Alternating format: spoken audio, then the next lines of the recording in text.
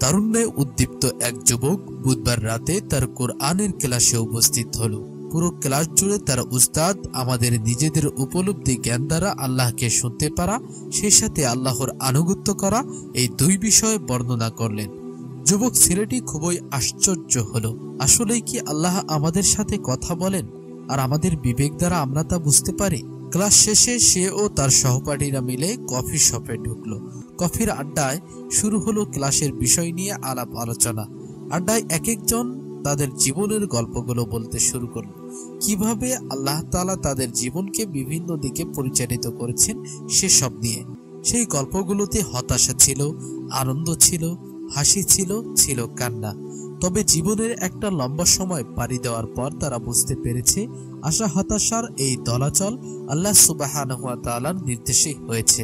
তিনি সর্বোত্তম পরিকল্পনাকারী। এক সময় গল্পের আসর শেষ হলো। রাত তখন 10টা বাজে। যুবক ছেলেটি গাড়ি চালিয়ে বাড়িতে ফিরছিল। গাড়ির সিটে বসে বসে সে দোয়া করছিল, হে আল্লাহ, তুমি যদি এখনো মানুষের সাথে কথা বলো তাহলে আমার সাথেও কথা বলো। আমি শুনবো তোমার কথা। আমার সবটুকু সামর্থ্য দিয়ে আমি তোমার ইবাদত করব। সে যখন তার শহরের মূল রাস্তার দিকে গাড়ি চালিয়ে যাচ্ছিল তখন তার মনে অদ্ভুত এক চিন্তা খেলে গেল। হুট করে তার ইচ্ছা করলো গাড়ি থামিয়ে 1 গ্যালন দুধ কিনবে। কিন্তু এই অদ্ভুত চিন্তা এলো কোথা থেকে? আকাশের দিকে তাকিয়ে সে চিৎকার করে বলল, ওয়া আল্লাহ, এটা কি তোমার নির্দেশ ছিল? কিন্তু তার প্রশ্নের কোনো জবাব এলো না।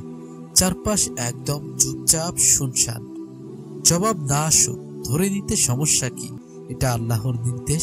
সে মনে মনে বলল, হে আমার রব, এই নির্দেশ যদি তোমার পক্ষে থেকেই হয়ে থাকে আমি এই দুধ কিনবই কিনবো। সে আরো ভাবল, আর দুধ কেনা তো তেমন কঠিন কিছু না, টাকাও জলে যাচ্ছে না, আবার প্রয়োজন পড়লে এই দুধ ব্যবহারও করা যাবে। না, কিনেই ফেলি। এবার সে গাড়ি থামিয়ে গ্যালন খানিক দুধ কিনলো এবং পুনরায় বাড়ির দিকে যাত্রা শুরু করলো। গাড়ি যখন 7 নম্বর রাস্তার পাশ দিয়ে যাচ্ছে হঠাৎ করে তার মনে হলো গাড়িটা 7 নম্বর রাস্তা দিয়ে নিতে। ভাবনাটা মাথায় আসা মাত্রই সে প্রচন্ড বিরক্ত হলো। বিড়বিড় করে বলতে লাগলো, আরে পাগল হয়ে যাচ্ছি নাকি? কিসব উদ্ভট চিন্তা ভাবনা মাথায় আসছে, কি হচ্ছে আমার সাথে? সে আগের রাস্তা ধরেই আগাচ্ছিল, রাস্তা পরিবর্তন করলো না, কিন্তু মাথার ভেতর কেন যেন 7 নম্বর রাস্তার কথাই বারবার চলে আসছে। কোনো এক অদৃশ্য শক্তি যেন তাকে টেনে 7 নম্বর রাস্তায় নিয়ে যাওয়ার চেষ্টা করছে। হঠাৎ কেন যেন সে পুরো ব্যাপারটা উপভোগ করতে শুরু করলো। মৃদু হেসে মনে মনে বলল, আল্লাহ, তুমি যা বলবে তাই হবে। তুমি যেদিক দিয়ে নিয়ে যাবে আমি আজ সেদিকেই যাব। এভাবে এবড়ো থেবড়ো রাস্তা দিয়ে কিছুক্ষণ চলার পর আবার হুট করে তার মনে হলো এখন গাড়িটা থামানো উচিত। সিদ্ধান্ত হয়েছিল আজ তার মনে যা আসবে সে তাই করবে। গাড়ি যেখানে থামাতে ইচ্ছা হলো সেখানেই থামিয়ে দিল। চারপাশ তাকিয়ে দেখলো সে এতক্ষণে শহরের একদম একপাশে চলে এসেছে। এটা ছোটখাটো একটা বাণিজ্যিক এলাকা, খুব বেশি উন্নত না, আবার একেবারে খারাপও না। আশেপাশের সব দোকানপাট বন্ধ, বাড়িঘরগুলোতেও তেমন কোনো আলো নেই। অন্ধকার অন্ধকার, সব মিলিয়ে কেমন যেন একটা গা ছমছমে ভাব। সবাই হয়তো ঘুমিয়ে পড়েছে এতক্ষণে। আবার মাথায় আঘাত হানলো সেই কণ্ঠস্বর, রাস্তার পাশের বাড়িটির দিকে যাও আর লোকদের মাঝে দুধ বিলিয়ে দাও। যুবক ছেলেটা বাড়িটির দিকে তাকালো। আলোহীন সে বাড়িটা দেখে মনে হলো ভেতরে কেউই নেই, আর থাকলেও সবাই ঘুমিয়ে পড়েছে। সে দরজায় কড়া নাড়বে কি নাড়বে না এরকম 7-5 ভেবে গাড়িতে ফিরে এলো। গাড়ির সিটে বসে বসে সে বলে উঠল, ও আল্লাহ, মানুষগুলি ঘুমাচ্ছে, যদি আমি তাদেরকে জাগিয়ে তুলি এরা প্রচন্ড রেগে যাবে, আমাকে নির্বোধ ভাববে। এটা তো একটা কাণ্ডজ্ঞানহীন কাজ মনে হচ্ছে আমার কাছে।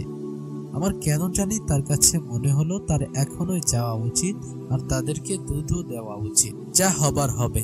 আবার সে মনে মনে বলল, ঠিক আছে আল্লাহ, এটা যদি তোমারই নির্দেশ হয় তাহলে আমি সেখানে যাব আর তাদেরকে দুধও দিব। আজ তুমি যদি আমাকে পাগল প্রমাণ করতে চাও, না হয় একদিনের জন্য পাগলই হলাম, তারপরেও আজ তোমার নির্দেশ আমি পালন করবই করব। আমার মনে হচ্ছে কিছু একটা ঘটতে যাচ্ছে, আর যদি কিছু না ঘটে তাহলে আমি সোজা বাসায় চলে যাব। রাস্তার একপাশ দিয়ে হেঁটে সে বাসাটার দিকে এগিয়ে গেল। দরজায় কড়া নাড়তেই ভেতর থেকে শোরগোলের শব্দ কানে এলো। গম্ভীর একটি পুরুষ কণ্ঠ জিজ্ঞেস করলো, কে কে এসেছেন, কি চাই? হঠাৎ করে দরজা খুলে গেল। বাড়ির কর্তা একজন মধ্যবয়স্ক পুরুষ। চেহারায় বিষণ্ণতার ছাপ দেখে বোঝা যাচ্ছে ভদ্রলোক ভীষণ রকম দুশ্চিন্তায় আছেন। এরই মাঝে অচেনা আগন্তুকের মতো উটকো ঝামেলা দেখে তিনি ব্যাপক হতাশ।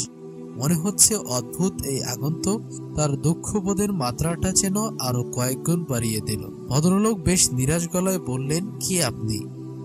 মানে আমি হলাম।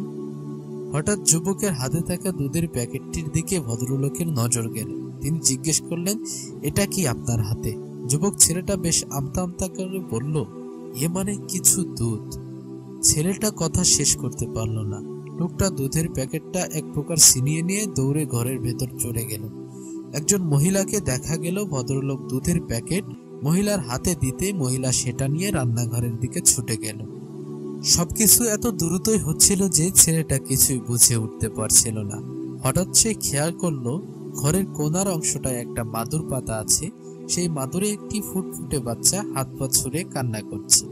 ভদ্রলোক দৌড়ে গিয়ে সেই বাচ্চাটাকে কোলে তুলে নিয়ে ছেলেটার কাছে আসলো। বাচ্চাটার কান্নার সাথে সাথে মধ্যবয়স্ক লোকটাও কাঁদছিল, তবে সেই কান্না আনন্দের। লোকটি কাঁদো কাঁদো গলায় বলল, আমরা মাত্রই দোয়া করছিলাম। ছেলেটি বলল, দোয়া কি জন্য?